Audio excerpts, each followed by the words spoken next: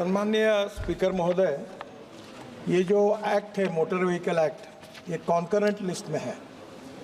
जो कानून बनाने के अधिकार राज्य सरकार को है उसको स्टेट लिस्ट कहा जाता है, जो भारत सरकार बनाती है उसको सेंट्रल लिस्ट कहा जाता है, और जिसमें स्टेट और सेंट्रल दोनों करते हैं उनको कॉन्करेंट लिस्ट कहा जाता है। तो ये स्टेट गवर्नमेंट के अधिकार में है।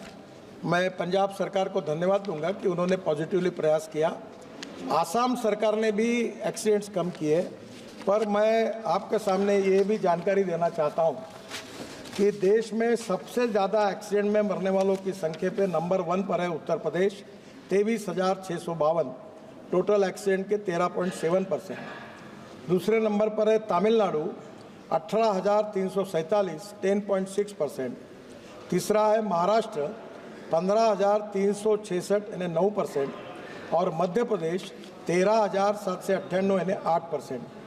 मैं विशेष रूप से इन चारों राज्यों के मुख्यमंत्रियों से, एक से या तो उत्तर प्रदेश के मुख्यमंत्री से मैं भी लखनऊ गया था, मेरी डिटेल बातचीत हुई, उन्होंने इसको सीरियसली लिया है।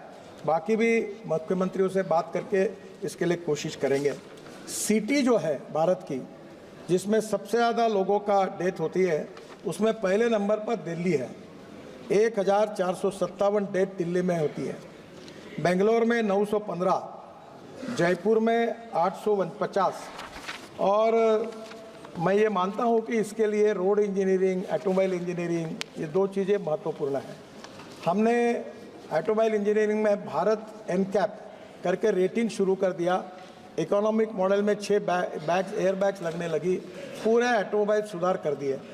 रोड इंजीनियरिंग में कमियां थी, 40,000 करोड़ रुपए ब्लैक स्पॉट इंप्रूवमेंट के लिए हम खर्चा कर रहे हैं, काफ़ी ब्लैक स्पॉट्स हमने दूर किए, पर इसमें 59% एक्सीडेंट्स ये एनएच पर हो रहे हैं, और ये मेरे लिए सबसे चिंता का विषय है। और इसका कारण जो है कि जो डिटेल प्रोजेक्ट रिपोर्ट बनता है तो हमारी सिस्टम ऐसी कि जो लोवेस्ट आता है उसके गले में माला पहनाते हैं, और इतने घटिया क्वालिटी के वो डीपीआर बनाते हैं, और जिसके कारण फिर आगे फ्यूचर में ये प्रॉब्लम आते हैं। तो अभी हमने ये सिस्टम को भी, जो लोवेस्ट वाली बात थी, उसको बदल कर उसका भी हम रेटिंग कर रहे हैं, कॉन्ट्रैक्टर का भी रेटिंग कर रहे हैं और डीपीआर वालों का भी कर रहे हैं। और अभी तो मैं रोज़ 4-4, 5-5 कॉन्ट्रैक्टर, कल ही मैंने 5 लोगों को ब्लैक लिस्टेड कर दिया। अब कॉन्ट्रैक्टर को और कंसल्टेंट को और अधिकारियों को जो भी निग्लिजेंस बताएगा उसके ऊपर कड़ी कार्रवाई करने के बारे में कोई सहानुभूति किसी के प्रति रखेंगे नहीं, क्योंकि लोगों की जान बचाना आवश्यकता है, और निश्चित रूप से हम करेंगे।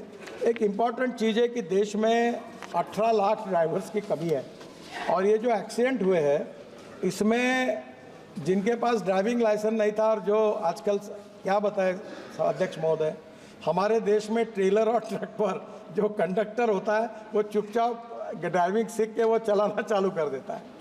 हम दुर्भाग्यवश, मुझे कहना पड़ रहा है कि दुनिया में ऐसा जो देश है नंबर 1 पर, जहां आसानी से ड्राइविंग लाइसेंस मिलता है, उस देश का नाम भारत है।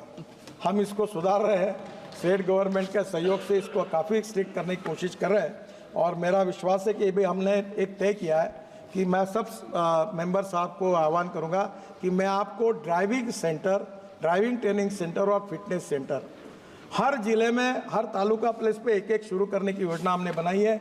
उसमें आर्थिक मदद कर रहे हैं, करीब 75 हमने खोले हैं, अभी हमको 1000 खोलने के हैं।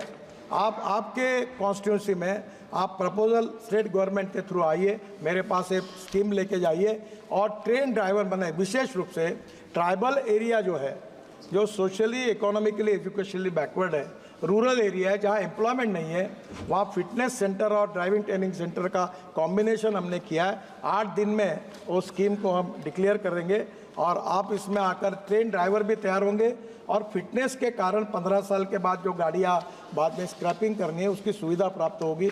दोनों में आपके कॉन्स्टिट्यूंसी में इस उपक्रम के लिए आप सहयोग करें, ये भी मैं अनुरोध करता हूँ। श्री गौरव गोगोई जी। हाँ, आपका सप्लीमेंट्री। धन्यवाद मंत्री जी। सर, मैं माननीय मंत्री जी से पूछना चाहता हूं कि जैसे जो विकसित देश हैं, जैसे जापान है, स्वीडन है, ऑस्ट्रेलिया है, तो उन्होंने कि 0 डेथ्स इन रोड एक्सीडेंट्स कोई टाइमलाइन तय कर दी है। क्या हमारी भारत सरकार ने भी कोई टाइमलाइन तय की है कि 0 डेथ्स इन रोड एक्सीडेंट्स में हो? इस कंट्री में सम्माननीय स्पीकर महोदय, मैं उनकी भावना को समझता हूं और मैंने 11 साल हुए इस मिनिस्ट्री में। स्वीडन ने 0 किया है, नो एक्सीडेंट। बहुत से देशों ने रिकॉर्ड किया। मैं जब वर्ल्ड कॉन्फ्रेंस में जाता हूं तो मुंह छुपाता हूं, क्योंकि सबसे गंदा रिकॉर्ड अगर वर्ल्ड में किसी का है तो हमारे देश का है। और मैं आपको बहुत ट्रांसपेरेंट हूँ, इसलिए सीधी बात बता देता हूँ कि मैंने ये कहा था कि 2024 समाप्त होने के पहले 50% डेथ और एक्सीडेंट हम कम करेंगे।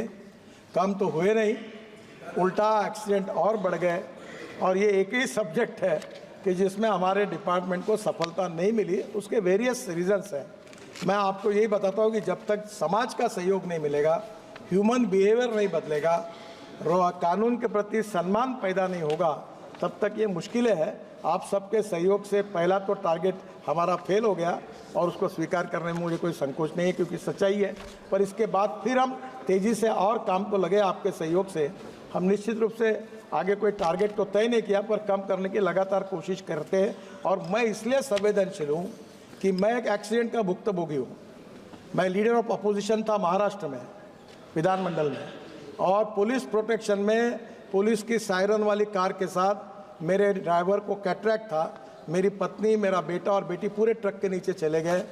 वो टायर के कारण, जो पीछे लटकता है, उसके कारण जान बची है। और मैंने 2 साल में हॉस्पिटल में था। तो मैं इसके प्रति तो बहुत ही ज़्यादा संवेदनशील हूँ।